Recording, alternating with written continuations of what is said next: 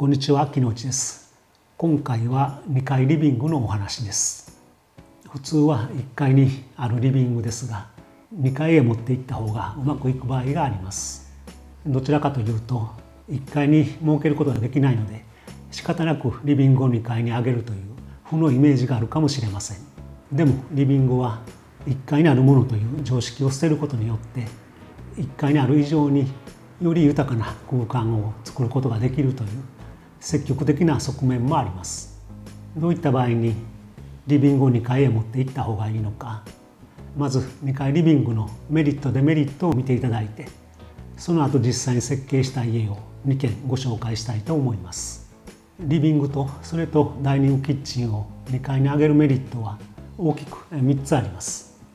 まず1つ目は当然ですが、日当たりが良くなるということです。十分に日の光が入るかどうかは間取りを考える上で最も優先順位が高いものです。特にご家族が長い時間を過ごすリビングは自然の光が欠かせないところです。でも街を歩いていると全然日が当たらないような家を見かけませんか？こんな風に住宅が密集している地域ですと、南側の家の影になって特に1階の部屋はほとんど日が当たらないというふうな家を見かけます。こんな場合はリビングは1階にあるという常識を捨てて2階をリビングにするという決断をすると、日当たりのいい明るい空間ができます。そして2つ目はプライバシーを確保できて眺めが良くなることです。リビングが1階にある場合、道路やお隣からの視線が気になります。いつもカーテンが閉め切るという家も残念ながら本当にたくさんあります。もちろん1階でも目隠しを立ててプライバシーを確保するようにするんですが、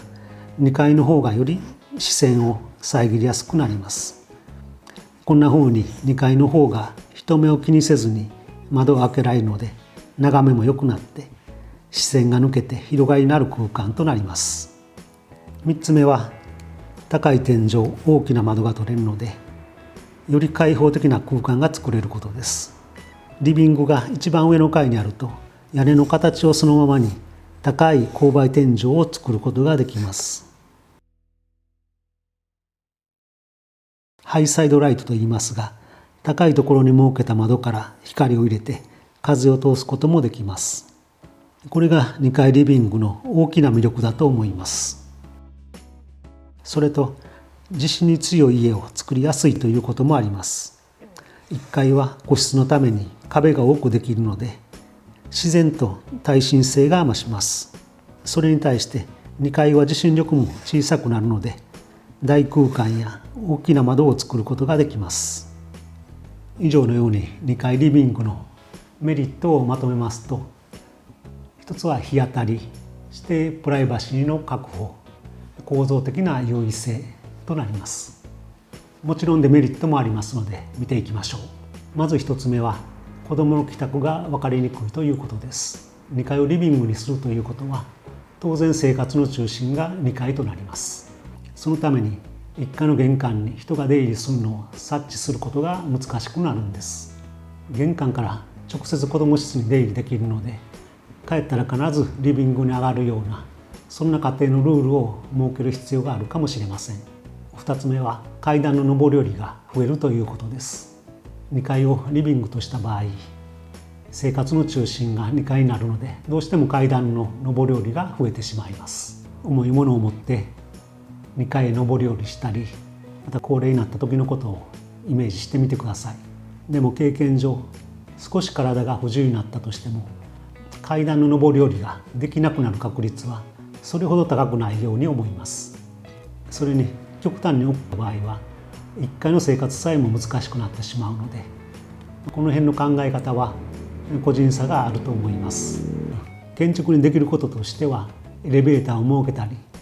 当初は収納とかにしておいて、将来エレベーターを設置できるようにしておくと少しは安心できるかもしれません。3つ目は庭ができない、または庭との関係が遠くなるということです。2階ですのでバルコニーは作れても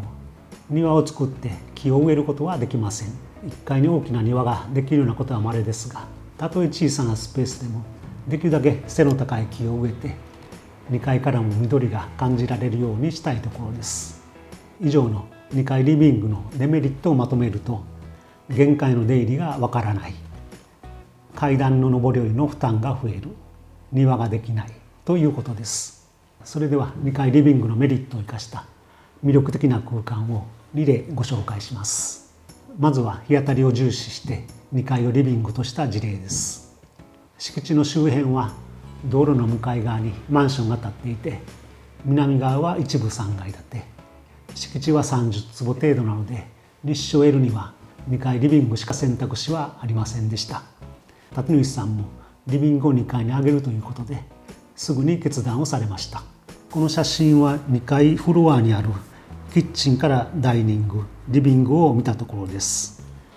上の階がありませんので、屋根の形をそのままに天井を張ることができます。一番高いところで3メーター80センチ、低いところで2メーター20センチと、とても迫力のある空間になっています。左側の窓の向こうがデッキテラスになっています。テラスの向こう側にマンションが建っていますが、ここは高い壁で囲ってプライバシーを保ちながら南からの光を取り込んでいます。約7畳半の屋根のないリビングで子どもさんの遊び場としても大活躍しています。この正面が階段を上がったホールなんですが、ここにガラスをはめ込んで左手に引き戸を設けています。そうすることによって先ほどの2階リビングのデメリットの一つ、玄関への人の出入りが分かりにくいというのを緩和しています。階段室との仕切りのない方がより出入りを察知できるのですが、冬の寒さを考えると仕切れるようにしておきたいところです。こんな風にガラス越しに階段から玄関の様子を伺えるようにしています。そして階段室からリビングへの入り口は開き扉ではなく引き戸としました。引き戸ですと開けっぱなしにできるので、風を通して玄関を出入りする人の声や音を聞くことができます。この写真は先ほどの反対側、リビングからキッチンを見たところです。ちょっとパースがついて分かりにくいですが、キッチンに向かって天井が上がっていっています。このキッチンの背面の収納の上にこんなハイサイドライトを設けています。こちらは東側ですので、ここから朝日を取り込むことができます。右側のデッキテラスは2方は高い壁に囲まれているんですが、この奥側は壁を設けずにスチールの細い手すりのみにしています。この奥に小さな庭が取れたので、そこに木を植えています。今はまだまだ小さいですが、やがてテラスの高さよりも大きくなって2階からも緑が見られるようになります。お隣からの視線も適度に遮ってくれるはずです。この写真は玄関です。2階リビングの特徴として、玄関から個室の前を通らずに2階のリビングへ行けるような動線にしたいというのがあります。道路側には格子に囲まれたアプローチがあって、道路から少し隠してやって玄関に入ります。玄関に入るとすぐに2階へ上がれるように階段を設けています。そしてこの吊り階段から2階のリビングの光が回り込んできます。初めて訪れた人も自然と2階へ誘導できればと考えております。次の事例は眺望を重視してリビングを2階とした事例です。この写真は2階のキッチンからダイニング、リビングを見たところです。リビングダイニングのここにガラスがはまっていて、その先がベランダになっています。ベランダの先についている縦の格子は可動式のルーバーとなっています。眺望が開けているのが西側なので、このルーバーで西日をコントロールできるようになっています。前の道路は結構人や車通りがあって、それに加えて道路向かいの敷地のレベルも上がっています。ですので1階にリビングを作ってプライバシーを守るというのはちょっと難しい環境でした。そこでリビングを2階に持ち上げることによってプライバシーを保ち、部屋にいながら道路の向こうに広がる豊かな緑を眺めることができるようになりました。2階リビングのメリットの一つは大きな窓が取れることです。こんな風に端から端まで全て窓としてより開放的にすることができました。キッチンからも向かいの緑が目の前に迫っています。リビングからキッチンを見返したところです。右手のガラスの奥が階段です。先ほどの家と同じように玄関の様子がうかがえて、冷暖房効率を高めるためにガラスで仕切っています。階段の向こうの窓から朝の光を導くという目的もあります。玄関を入ると正面に階段があって、2段上がって折り返します。この家では木製の頬杖で段板を支えてやって、ちょっと面白い階段ができました。ここが一番明るいので自然と2階へ導くことができればと、そんな目論見です。夜になっても道路から上がっていてルーバーもついているので、道行く人の視線はほとんど気になりません。以上のように日当たり重視と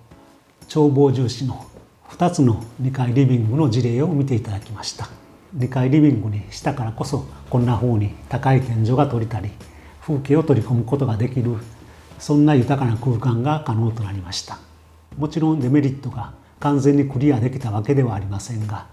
それを補ってあまりあるメリットが得られたのではないでしょうか。意外とこのような環境も多いと思います。ぜひ参考にしてみてください。今回は以上です。リビングだけを2階に上げるというバリエーションもありますが、それはまた次の機会にしたいと思います。最後まで見ていただきありがとうございました。また次の動画でお会いしましょう。